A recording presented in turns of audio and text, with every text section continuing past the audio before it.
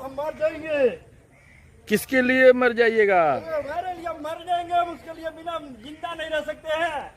किसके लिए? वो जिंदा नहीं रहते, उसके लिए मर जाएंगे। वो हमारे लिए आज छोड़ के चली गई हमसे।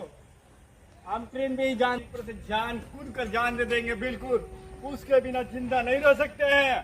किसके लिए? वो मेरे सिवा उसके लिए, वो जो है ना, उसके बिना हम जिंदा नहीं रह सकते, कूद जाएंगे। हाँ, जान दे देंगे बिल्कुल। वो कौन थे? वो मेरे फूलझड़ी थी, फूलझड़ी मेरे जिंदगी का एकदम प्यारा। क्यों छोड़कर चली गई?